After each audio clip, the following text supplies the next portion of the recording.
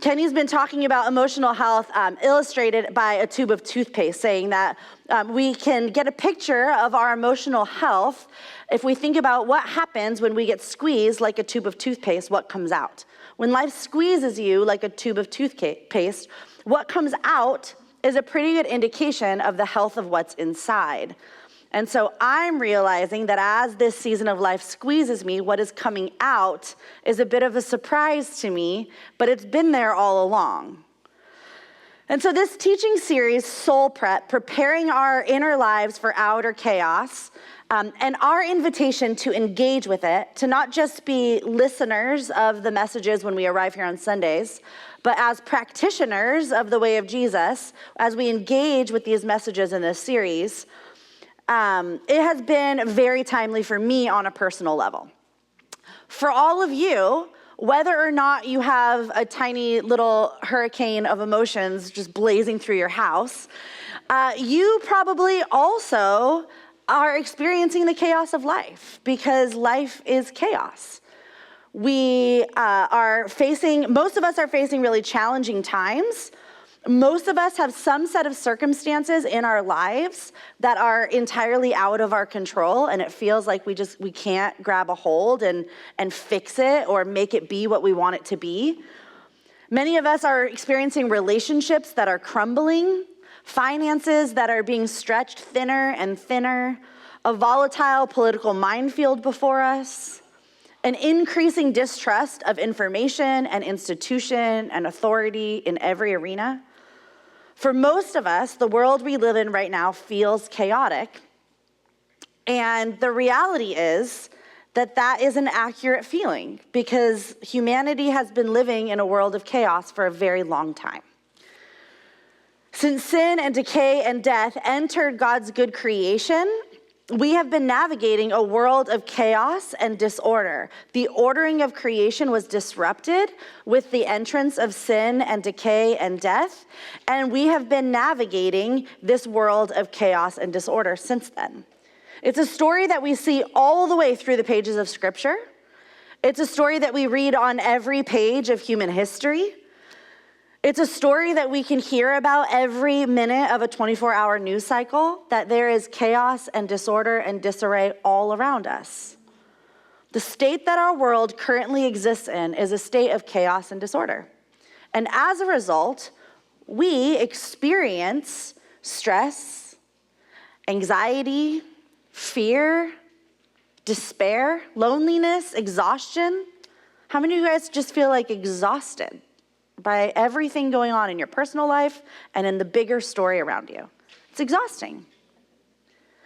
And yet, in the middle of all of this chaos, there is an ever-present invitation from the God who sits above the chaos to learn from him how to be present in it without being consumed by it, without being just thrown around by it. Some way of learning from him how to remain grounded, anchored in the face of storms, steadfast in the whirling winds of change, a way of living that is available to us, but must be learned. It must be practiced. It must be embodied by real people in real time. And so the question is, how can we become people who, when the world around us is swirling in chaos, are actually able to cultivate inner lives where there is peace and there is rest and hope and joy, instead of anxiety, restlessness, despair, and fear? Is it possible for us to experience an inner life that feels very different than maybe the way that yours feels right now? Obviously, this is church, so I think the answer is yes. And that's what this series is about, is we live in chaotic times, and they're not going to wrap up their chaos anytime soon that we're able to foresee. What are we holding our breath for? Not November 6th, that's for sure, right? Not for whatever circumstances presently weighing on you to dissipate. Life will continue to exist in one form or another in a state of chaos and disorder and disarray. And so, how can we cultivate inner lives that can stand the test of that? We serve a God who sits above the chaos. This is something that we learn on the very first page of the Bible. He sits above the chaos. He's able to see it clearly. He's able to understand it fully, and he knows just what to do in order to enter into the disorder and patiently cultivate order out of chaos. And so in Genesis chapter 1, these are the very first words of the Bible. This is how it begins. It says, in the beginning, God created the heavens and the earth. And now here's some commentary on how he did that. The earth was formless. Another translation for this word formless can be chaos. It was formless and empty. Darkness covered the surface of the watery depths, and the Spirit of God was hovering over the surface of the waters, which also is an imagery for chaos. And then what happens? As the Spirit of God is hovering over the chaos, God speaks and begins to bring order. He says, let there be light. And what happens when God says it? It orders itself. God saw that the light was good, and he separates the light from the darkness, and he calls the light day, and he calls the darkness night. And there was evening, and there was morning one day. Day one. And so the Spirit of God hovers over the chaos, the disorder, and this word hover, it carries a connotation of like a restful hovering. Like, think about hover. There's not like something chaotic about it. It's like this peaceful presence hanging over something. The Spirit of God non-anxiously hovers over the chaos and begins to order it in such a way that at the end of the first day, there is day and there is night. And then we know that that goes on for the next 5 days before creation is ordered in such a way that if it just continues to go the way he's ordered it, it will naturally lead to flourishing. And it will spread through all of creation because God has rightly ordered it in a way that it's capable of doing that. Are you with me? This is like a super cool thing that is like the first 5 verses of the Bible that really, if you look at it the way we've just looked at it, it sets the course for everything that God is going to do until we get to the book of Revelation. And on the other side of eternity, everything is properly ordered again. And what's happening in creation? It's flourishing once again. It's really cool. We could stop there. I mean, that's pretty cool. And so creation is flourishing. God calls order to it. And if it were to have continued in that way, it could continue to thrive because he's ordered it in such a way that it's capable of doing that. And yet, we know that's not where the story ends, right? Genesis chapter 3, sin shows up. The human beings reject God's order, and they decide to take it into their own hands and make decisions outside of the decisions that God had for them. Their desires get distorted and shifted. Sin shows up, and it sows chaos back into the creation. We talk about it often as it gets fractured. Something gets off kilter, and now it becomes disordered again. It moves into a state of disorder as evil and sin and decay infects it and thrusts it into disarray. And so now the hearts of the humans that were at one point perfectly ordered to love God above all else, and out of that love for God, properly ordered in their hearts, they could live lives that would lead to flourishing. Now that desire gets corrupted, gets disrupted, gets disordered, and as a result, their desires change, their longings change. What they love becomes disordered in their hearts. And we see this play itself out, right? Just after that happens, we see the story of Cain and Abel, and now they're turning on each other. Creation experiences decay and chaos. Human relationships with one another begin to experience decay and chaos. And so the story of human history goes, a point at which we find ourselves right now. Are you with me? A 5th century North African theologian and bishop, St. Augustine of Hippo, says the essence of sin is disordered love. The essence of sin is disordered love. It is loving something else in a place that we were created to love God first and foremost and only. And so we engage in sin, we enter into sinful territory when our hearts become disordered and we want something else more than we want God. And so maybe that is what leads to coveting and murdering and gossiping and stealing. There is something that wells up in our hearts that we want more than anything else, and then we act. And so the essence of sin, I would agree with St. Augustine, is a disordered heart. It is disordered desires. He also says that the problem is not always that we love the wrong things. That is certainly a problem, right? We love the wrong things. But it's not always that we love the wrong things. It is often that we love the right things in the wrong order as well. Our hearts become disordered. The chaos in creation as a result of sin and rebellion against God is the same chaos that exists in our own hearts, in these inner lives that we're talking about. Our feelings and our emotions and our desires often are at war with each other.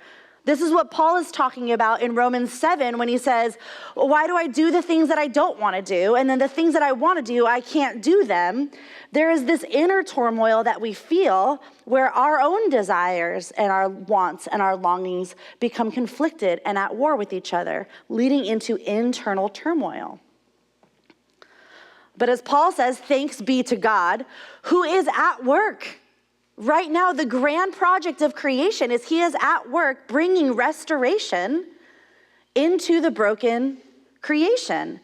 He is at work bringing a holistic restoration that is also available to human hearts. What the Spirit does in the hearts of those who have come back under allegiance to the King of creation is we are the first fruits of that redemptive process. He does it first in us. And so it's available to us. It's available for him to come and reorder what we love, helping us to love first what we were created to love first, out of which we're able to experience inner lives that are properly ordered, capable of receiving the gifts that God offers us, which is a path to human flourishing, which is a way to live under his care, where our lives begin to create, where we experience the promise of being blessed by Yahweh to be a blessing to those around us, to go out and then be a blessing. So this week in our series on soul prep, we're going to look at one of the ways we can prepare our inner lives for the chaos around us, and that is by stewarding our affections or reordering our loves. How do we reorder our loves? And so in order to dig into this a little bit, we're going to spend some time in the Old Testament today, which is always fun. And so we're going to be in the book of Deuteronomy. So if you have your Bibles with you, you can turn to the book of Deuteronomy chapter 6. But I want to give us some context. So Deuteronomy, nowhere in the Bible is it wise to just pop into a passage and read it and then pop out. But I would argue Deuteronomy could be very weird if you do that. Many of the books of the Old Testament could get real weird if you just pop in and pop out without context. So I want to give us a little bit of backstory to understand what is happening when we arrive at Deuteronomy chapter 6.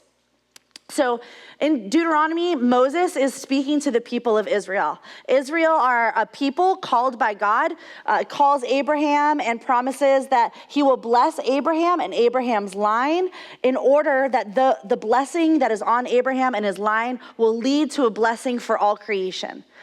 The people of Israel are called to be what we refer to as a contrast community, showing the world a different way, that where chaos and disorder and sin and decay runs rampant elsewhere, that the people of God would be this contrast community, displaying for all of the nations what it looks like to live under the rule of Yahweh, submit to him as king, and live lives that can lead to not only our own flourishing, but the flourishing of creation around us.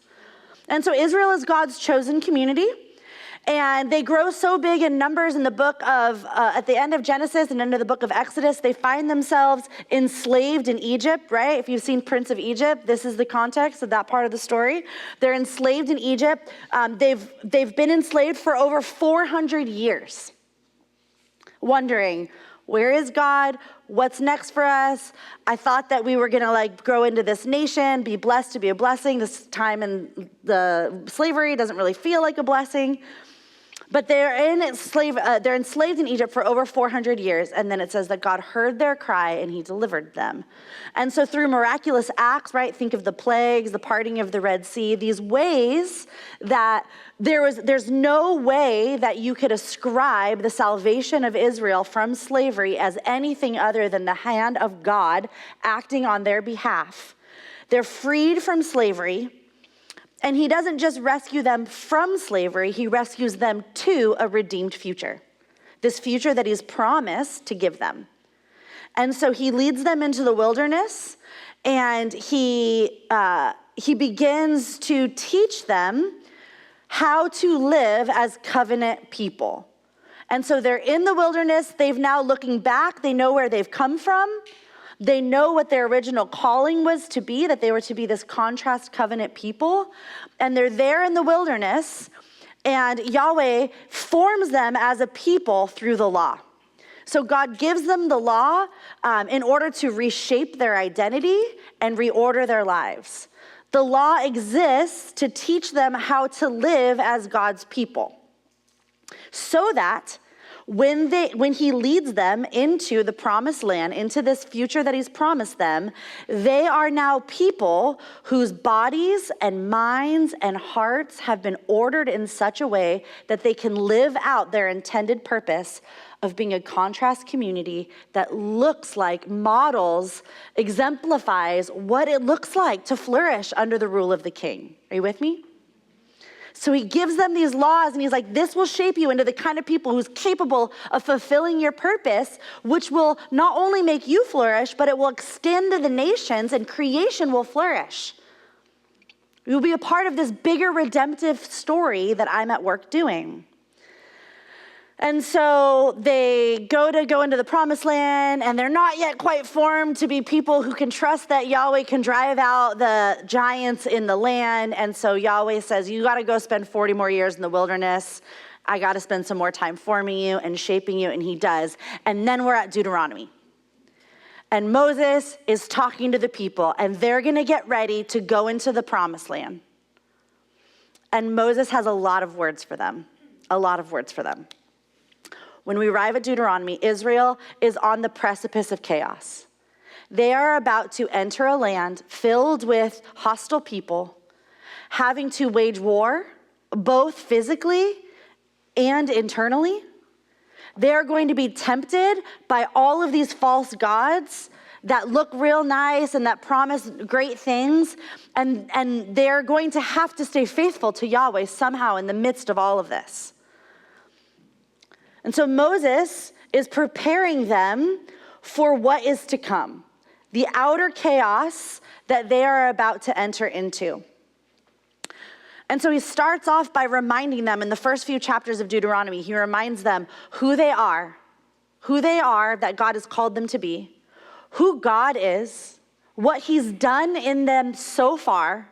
He fills them in on the story, how he loved them and he rescued them, not based on their own faithfulness, but based on his faithfulness.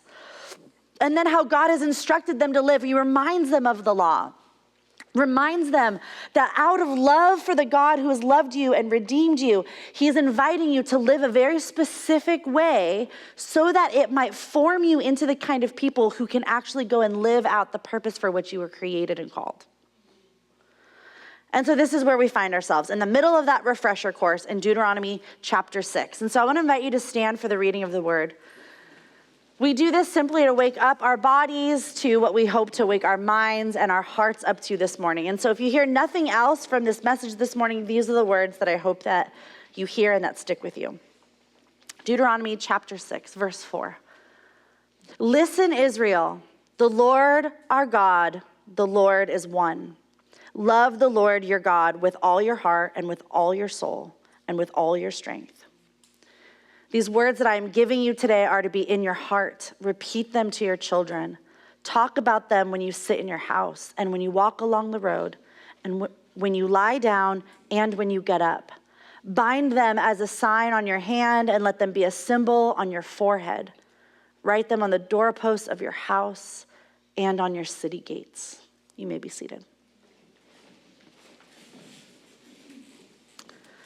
These verses, they might be familiar to you. This is often referred to as the Shema prayer, one of the most famous prayers in the Bible, a prayer that is still to this day recited often and regularly by the Jewish people. The word Shema comes from the first word of this passage, which means listen or hear. Shema Israel. Listen, Israel. The Lord our God is one. The Lord our God, the Lord is one. So this word Shema means hear or listen. This whole prayer is all about listening and loving. Listening to Yahweh and loving Yahweh. It really serves as a pledge of allegiance for the Israel people. A pledge of their allegiance to Yahweh, that there is one God. Of all the gods in the land we are about to enter, there is one God, and he is our God. He is the God of Israel. Moses is urging this new generation of Israelites to not repeat the mistakes of those who went before them, to not repeat the mistakes of their parents' generation, wanting for them to experience the full blessing that God has for them, the full blessing of what he's promised them in covenant relationship with him and a land that is flowing with milk and honey. A way that they're able to live that leads to flourishing and blessing, not just for themselves, but for the nations. But in order to find that life, the people must learn to listen to Yahweh and to love him fully above all else. They must learn this. They're charged to keep these words in their own hearts, it says, to repeat them to their children, to talk about them at home and on the road, at night and in the morning, to write them on the doorposts of their home and on the city gates. There's this movement outwards of in your heart and in your home and in the whole city. Everywhere you go, at every part of the day, they're instructed to remember these words. These words are to be at the forefront of their minds and their hearts and their homes and their whole lives. We come across this passage again over 1,000 years later and half a Bible later when Jesus is speaking to the religious leaders in the accounts recorded in Mark chapter 12 and Matthew 22. Mark chapter 12, it says, one of the scribes approached and he asked him, which command is the most important of all? Jesus answers, the most important is, listen Israel, Shema Israel. The Lord our God, the Lord is one. Love the Lord your God with all your heart and with all your soul and with all your mind and with all your strength. And the second is, love your neighbor as yourself. There is no command greater than these. In Matthew's version, he says, all the law and the prophets depend on these two commands. So if Moses is saying it to Israel in Deuteronomy and then Jesus says it to the religious leaders in Mark and Matthew, I feel like we should probably pay attention, right? It feels like important words that we should maybe treasure in our hearts and talk about in our homes and write on the doorposts of our homes and at the city gates. Jesus himself declares that this is the greatest commandment, the one on which all of the others hang. That we should love Yahweh with all of our heart and all of our soul and all of our mind and all of our strength. Essentially, with everything that we've got, all that is within us and all that we are able to put forth. All of our might is one translation. All of the energy that we have to exert. We should love the Lord our God with everything we've got in us and everything we should push out of us. So if you're reading the 10 Commandments and you're asked to rank them in order of importance, I wouldn't blame you if you ranked murder as number 1 of the do not do these things list, right? That feels like a good one, like don't kill each other. That feels like a good one. And yet Jesus doesn't say that one. He says, love the Lord your God with all of your heart. He says all of the other laws, all of the prophets, basically what this means is the rest of the Hebrew Bible, everything else recorded in there, the whole of Scripture as they would have known it was summed up in this command. In the chapter before we find the Shema, in Deuteronomy chapter 5, Moses goes through the 10 Commandments again, reminding them of what they are. And then in the chapters to follow chapter 6, Moses will lay out almost 200 of the 613 laws in the Old Testament. 613 laws in the Old Testament, roughly. It's like a lot of words spent on laws, right? Almost 200 of them are going to come in the chapters that follow Deuteronomy chapter 6. But Jesus says that all of them hang on the one that says that we should love God with everything that we've got. One scholar said, all of Deuteronomy can be thought of as a commentary on the Shema. How do we do the thing that the Shema is asking us to do? Here's the rest of Deuteronomy. All of the instruction, the whole law and the prophets, they lay out how to live in God's love and how to live out God's love. All of them are designed to help them learn to live in God's love and out God's love. They're both a way to demonstrate your love for God. So out of love for God, live this way that he's asked you to live. Even if you don't understand it, out of the love that you have for God from what he's rescued you from and how he's redeemed you and the blessings he's promised you, we should, if we're smart, we should just do it, right? But in response, as a way to demonstrate our love for God, we should exercise faith by obeying his instructions, and also a way to participate in cultivating hearts that are capable of loving him with everything that we have. We should form these habits and practices that the law is inviting us into. In other words, the invitation is that we would order our lives in the ways he has instructed because we love him, but also, as I order my life in the ways he has instructed, it will create a heart that is capable of loving him more and more. And so the one end feeds the other end. Do you see how it works? I mean, he's nothing if not a genius, right? This God of ours. So of all of the laws and all of the commandments and all of the instructions laid out in the Torah, these two verses stand out. They were committed to memory at an early age. They were repeated over and over again. It's on these two verses that the rest of it hangs, because being a redeemed people who have been so loved by God that they love him in return will be the primary identity marker for the people of Israel. Not circumcision, not food laws, not all of the rituals. All of those things are identity markers. The primary identity marker out of which all of those things come is the fact that they have been loved and redeemed by God, plucked out to be a contrast community and show the rest of the world what it looks like when you live under the care of the good King of creation.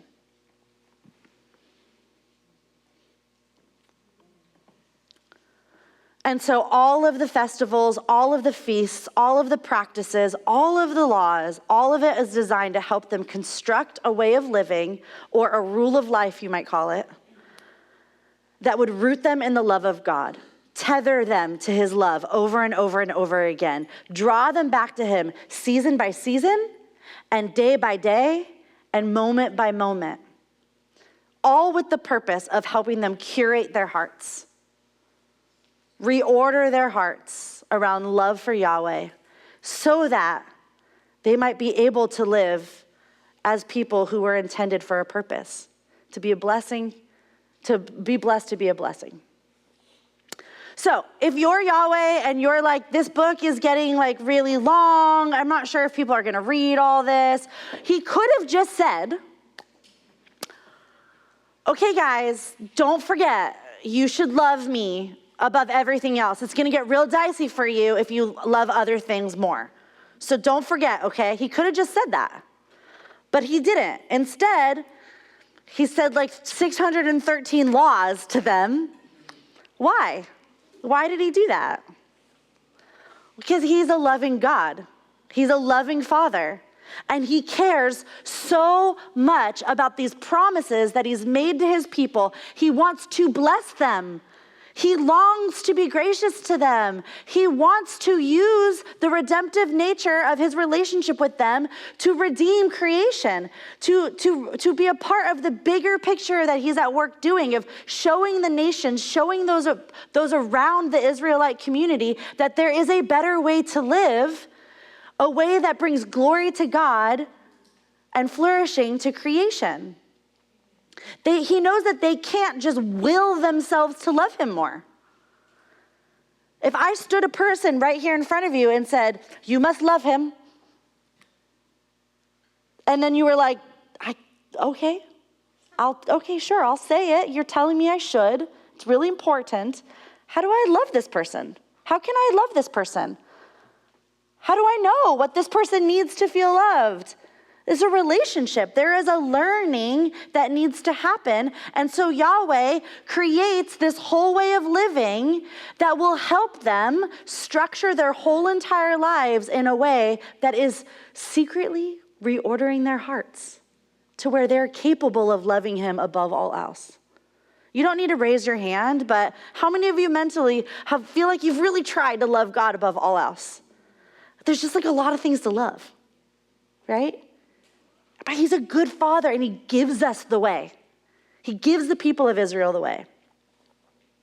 What we do, how we live, the rules we follow, the habits we form, the practices we observe, what we give our attention to, all of it forms what we love, what our hearts are bent towards, which ultimately will be what our lives are pointed at. In his book, You Are What You Love, James Smith says, your deepest desire is the one manifested by your daily life and habits. This is because our action, our doing, bubbles up from our loves, which are habits we've acquired through the practices we're immersed in.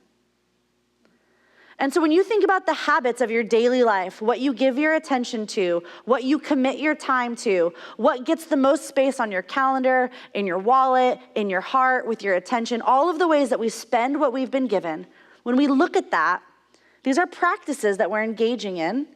They're habits that we're forming, and they will lead us to a certain telos, a certain goal. Whether or not we're aware of the goal is besides the point. Our habits and our practices, what we do with our time and our lives, are pointing us to an end. What is that end? What is that thing at the other end of our longing and our love? What we love is learned. We learn what we love. And it's vital that we recognize that our ultimate loves, our longings, our desires, and our cravings, they are things that we learn. If you are a Dodgers fan, Kenny's not even here. It feels hardly worth mentioning the Dodgers. But Pat's here. Hi, Pat, in the back. If you are a Dodgers fan, there's a good chance you grew up with a family that loved the Dodgers, and so you learned to love the Dodgers. Or you grew up playing baseball and you learned to love the game, and the Dodgers are the team in your city. We learned the things that we love. Something is shaping us to love. June is wearing a shirt that says, I closed my book to be here. June, I'm so proud of you for closing your book to be here. But she grew up learning to love to read. It's something that has been formed in her. She learned. She didn't come out of the womb with a book. I mean, it probably feels like it to Alicia. She says almost. But she's learned that. It's something that has been cultivated within her. And so our loves, our longings, they're learned, and then they're reinforced by the habits and practices that we partake in. Our hearts are formed by those things that we practice, and then our hearts are filled with those things. If you've ever become like obsessed with a hobby, you're giving your attention to it, right? You're watching it, and you're doing it, and you're shopping for it, and it just starts to fill all of the space in you. It's what you want to do with your free time. It's what you want to, or at the beginning of a new relationship, right? Like, I just want to look at every picture they've ever posted on Instagram or whatever, you know? Like, we can become consumed by the things that we love as we're giving attention to them. And so, in anticipation of Israel entering a land that is filled with idolatry, where there are a number of gods, of false gods who offer false promises, false provision, false satisfaction. Yahweh knows this temptation is waiting for them, and so he gives them a new set of habits and practices and rules for daily living that will help to keep their hearts properly ordered with Yahweh first and resist the idolatry of the land that they're entering. He instructs them to burn down all of the false gods, resist all of the idolatry of the culture around them. No matter the cost, burn it to the ground, get rid of it, even if you don't think it's that bad, because it will rob you of an ordered heart that will lead to a life of flourishing. It will corrupt you. Your heart will be deformed away from the Lord your God, and you will forget who you are and what God has done, and you will sow a life back into the chaos and disorder that creation is naturally in. Are you guys with me? This is so relevant for us. This is so relevant for us. Some of the things that we love in this room are really bad for us.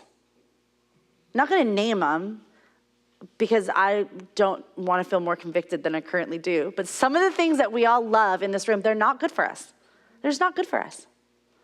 Some of those things, as we curate our hearts and we look and we decide what stays and what goes, some of those things we've got to burn to the ground, get rid of, root them out, because they're going to keep us from a heart that is capable of being ordered around love of Yahweh first and foremost.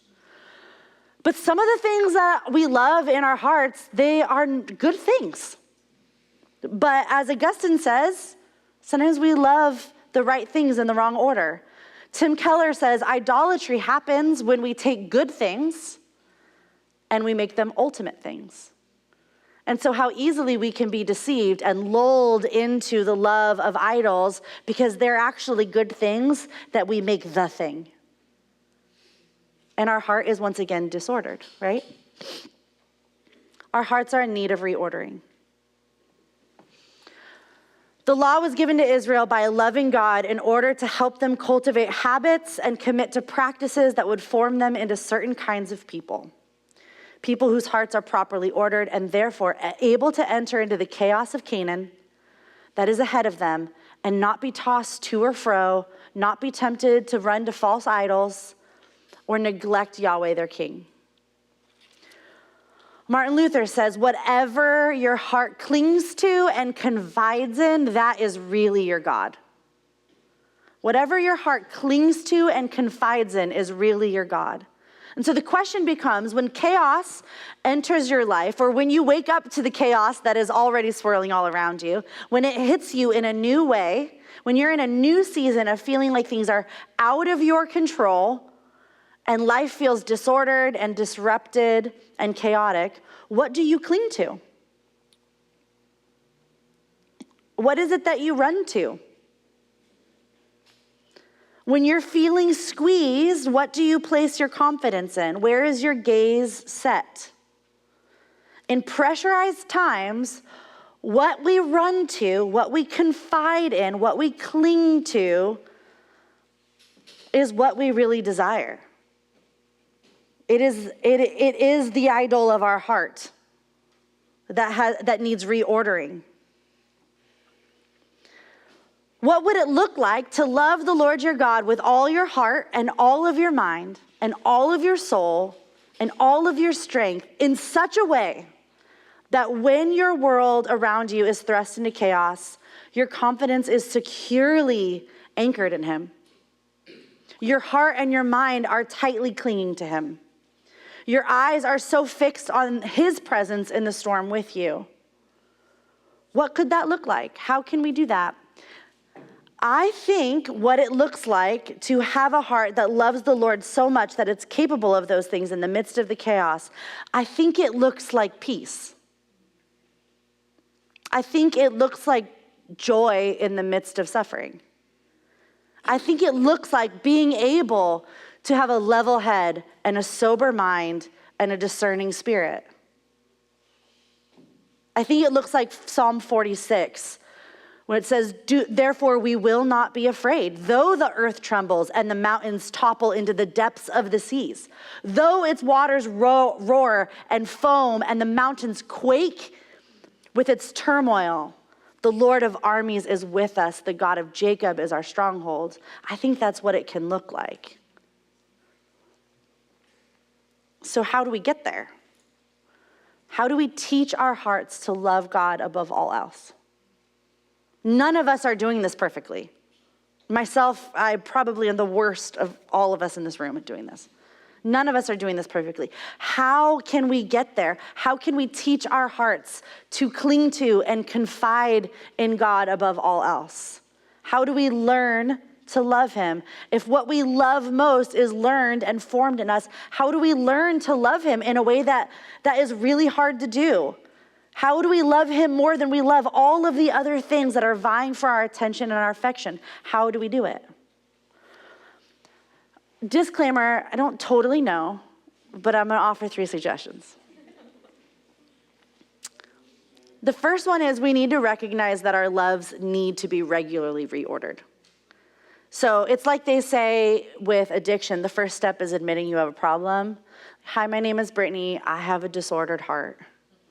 Right? Like, oh, I might feel fine with the things that I love, but probably Scripture would reveal and the Spirit would reveal, if we were to submit ourselves under his gaze, that there is some reordering that needs to happen, and the reordering needs to happen regularly. And so when Yahweh is structuring a life for the people of Israel to help them have lives, inner lives that are capable of finding love and joy and peace in the middle of all of the chaos, he structures their life. There are rhythms and practices, ways that they are to do things that fall regularly on the calendar so that they regularly are able to reorder their hearts. Jesus himself is never interested in just forming our intellect. He's a good teacher. That's not the point. The point isn't the information that he offers. The point is the formation of our hearts. The point is that he wants to do more than just give us new ideas for our mind. He wants to give us new loves and new longings and new desires for our heart. We desperately need him to come in and renovate our heart, as Dallas Willard talks about it. I lived with a professional organizer for many years. It was awesome. My house has never been clean since we stopped living together. But she would tell you that if you want to reorganize something, you pull everything out. You look at it, you decide, this thing stays. This thing stays, but it needs to go somewhere else. This thing's got to go. And so know the idols that tempt your attention and affection away from God. They might even be good things that have become ultimate things. Part of us being redeemed creation is we get to exercise mastery over things. We are not ruled by the things that we love. We rule over them. And so we decide that we will reorder our lives and restructure our days and redo our calendars and reframe our budgets and all of the things that we give all of the pieces to ourselves. We get to exercise mastery over those things and decide to order our lives in a way that will make our hearts long for Yahweh and the things of heaven more than anything else. The second way that we can learn to love God first is we practice it. We practice it. If you're like, I don't know, I feel like I am committed to Jesus, but I don't know if I have loving feelings for him. I specifically remember a time when I was like, all these people are talking about how they're in love with Jesus. Are they lying? Are they more poetic than me? I don't know what it looks like to be in love with Jesus. That isn't an emotion I feel. I feel like I'm sold, I'm committed, I'm going to do the thing because I believe him, but I'm not in love. But over the course of time, practicing obedience and faithfulness to him and finding that he has been faithful to me all along, practicing the way of Jesus cultivated a love for him in me that now I can't imagine not feeling emotively because it's so deeply formed in my soul over a long obedience in the same direction, as Eugene Peterson calls it. And so the orientation of our heart, it happens through the formations of our desires, of our habits. We learn to love God over time as we practice it. James Smith also says discipleship, you might say, is a way of curating your heart, about being attentive to and intentional about what it is that you're going to love. C.S. Lewis says in Mere Christianity, do not waste your time bothering whether you love your neighbor, or I would offer whether you love God. Do not waste your time bothering whether or not you love your neighbor. Act as if you did. As soon as we do this, we find one of the great secrets. When you are behaving as if you love someone, you will presently come to love him. And so we keep going, and we keep engaging in the practices, and we sing worship songs that we're not sure if we totally feel, but we do it out of obedience because he's worth it even if I don't feel it. And we go to church, and we engage in community. This is our triangle of transformation. We believe this is how we change. We're exposed to truth. We dig into it and live it out in community. We embody it through practices, and that the Holy Spirit, working through all of those things, changes us, reorders our lives and our inner lives and our hearts in a way that we're able to be like, wow, I somehow love God above all else. And so when we say yes to following Jesus, it's saying yes to allow him to realign our loves and our longings to his, to say, not my will be done, but your will be done. And then the last one, I'll invite the worship team back up, is that we remember that he loved us first.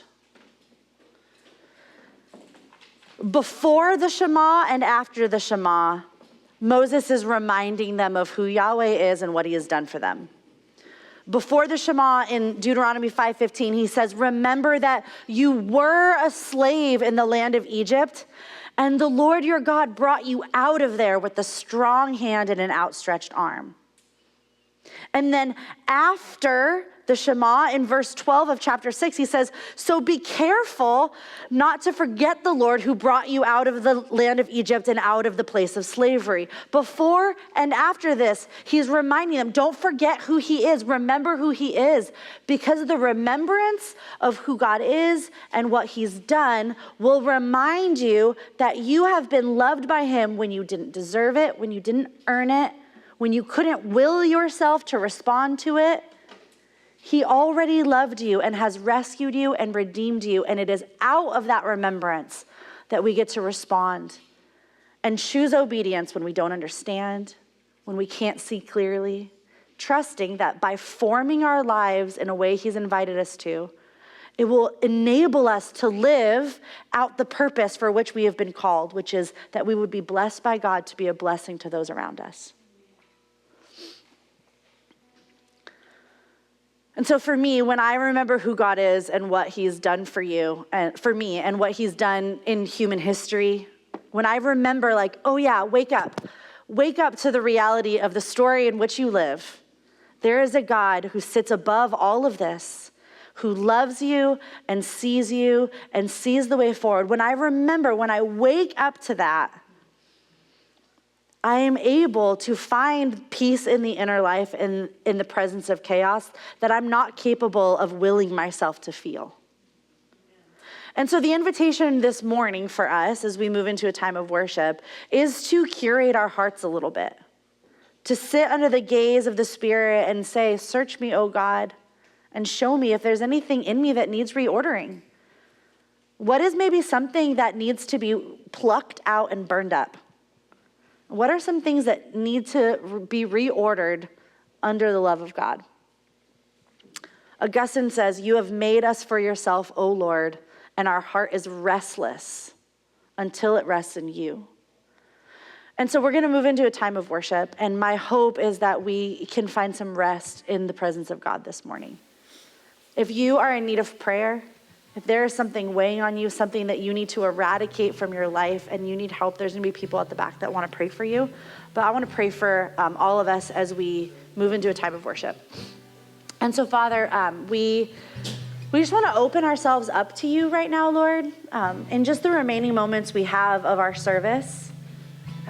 I went long, and so I apologize, Lord.